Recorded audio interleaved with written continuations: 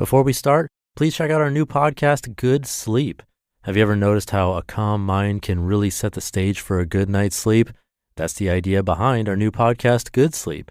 Greg, our host from Optimal Relationships Daily, is here to help ease you into a peaceful night's rest with some positive affirmations.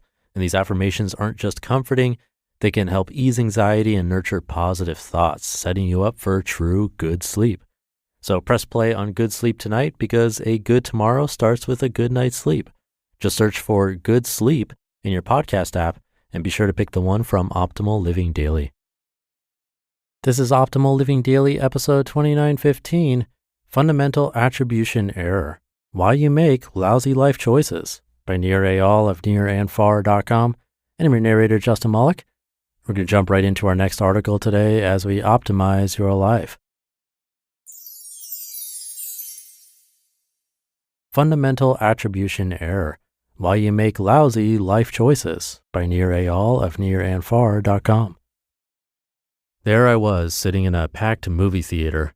I waited 2 years for this sequel, and I've got enough popcorn and diet soda to last me a full 3 hours. 15 minutes into the movie, the hero and villain are facing off for the first time when a lady bursts into the theater. Trying to find a seat, she awkwardly tries to squeeze into the middle of the row in front of me, blocking the best part of the movie. What a rude and inconsiderate person, I think to myself as I dodge her body when she scuffles by. A week later, I'm rushing to catch another film with my friends. It's pouring rain and traffic is crazy. I hope I make it before the previews end, but when I reach the theater, soaking wet I might add, the movie has already begun. I have to turn on the flashlight on my phone to find my seat and accidentally step on a few moviegoers' toes. I hear tuts and loud sighs. It's clear these people think I'm a complete jerk. Well, this isn't my fault. It's raining and the traffic was insane, I think to myself as I take my seat. I'm usually never late. The fundamental attribution error strikes again. The fundamental attribution error is our bias to judge other people differently from how we judge ourselves. It is, according to Dr. Christina Bicchieri, quote, the tendency to believe that what people do reflects who they are, end quote, for better and for worse. This cognitive bias takes a few forms. The first occurs when things go poorly. When we screw up, we tend to believe things happen because of circumstances outside of our control. However, when others fail, we tend to think it is a result of poor choices or someone being a bad person. For example, I believe that being late to the movie was due to the weather, something I couldn't control. However, I didn't give the same affordance to the other moviegoer who was late. I assumed she was a rude person, despite having no idea what might have made her late.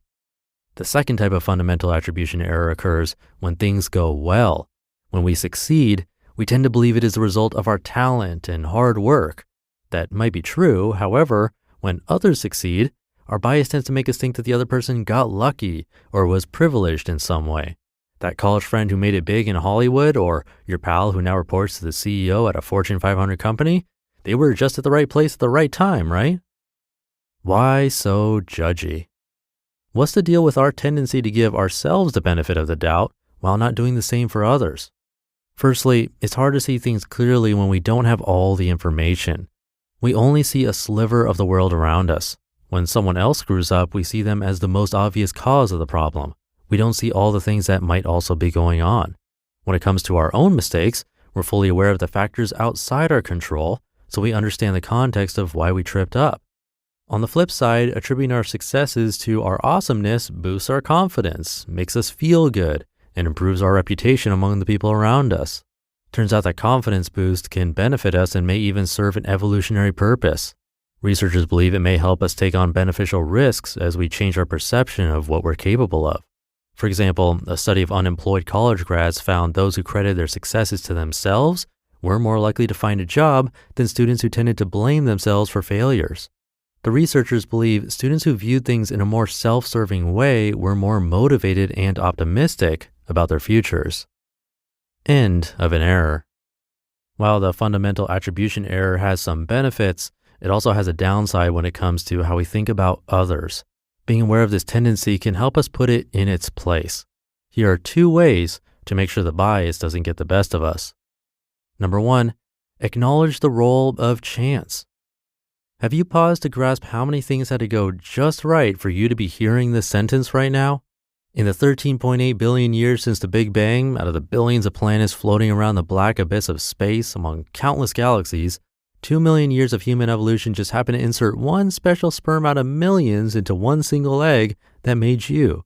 The odds of winning this cosmic lottery are mind-blowing, and the best part is, you had nothing to do with it. You also happen to be alive in the safest, healthiest, most well-educated, most equitable time in human history. Sure, things are far from perfect in the world, but for the average person, now is a whole lot better than any other time in history. Remembering how many things outside of our control had to go just right can help us feel more grateful and reminds us of how lucky we are that so many things we had nothing to do with went just so. The same attitude regarding the role chance plays in all our lives can help us cultivate a more unbiased point of view. Number 2, try some empathy. Research shows we are more likely to fall for the fundamental attribution error when we make quick judgments of others. The next time you find yourself critical of someone else's behavior, blaming who they are instead of what they did, try practicing some empathy. Practicing empathy has been found to reduce the fundamental attribution error. Researchers believe pretending you are in the shoes of the person you are likely to blame makes us kinder and less judgmental. For example, that person who cut you off in traffic might be a jerk, or alternatively, maybe the driver is a woman in labor. Of course, you'll never know, but why not consider it anyway? Your anger won't change her driving and does nothing but cause you undue stress. Before being so quick to judge, try coming up with an alternative story behind why someone might behave a certain way. It doesn't matter if the story is a little wacky, you'll likely find a scenario you could potentially see yourself in. Just humans. Humans seem to be hardwired to make the fundamental attribution error. It evolved to aid our survival by bolstering our confidence and reputation. However, in modern society, this cognitive bias can hurt us and others more than it serves us. It can cause us to lose our cool, get into more trouble because of the repercussions of our anger, or ruin our day if we let it. However, this bias isn't our destiny. There are ways we can fight this tendency and live a happier, more empathetic life. The next time you catch yourself about to lose your patience or tempted to give someone the stink eye or judge them as a bad person, remember they're human, just like you. Give them the benefit of the doubt and put yourself in their shoes, even if it takes a little effort. We'll all be better off for it. You just listened to the post titled Fundamental Attribution Error, Why You Make Lousy Life Choices by Nir Eyal of NirAndFar.com. Thank you to Nir. His name is spelled N-I-R. There are actually some great illustrations that go along with this post. You can always find the link and go read the articles for yourself by going into this episode's description. I have a link to the original article there.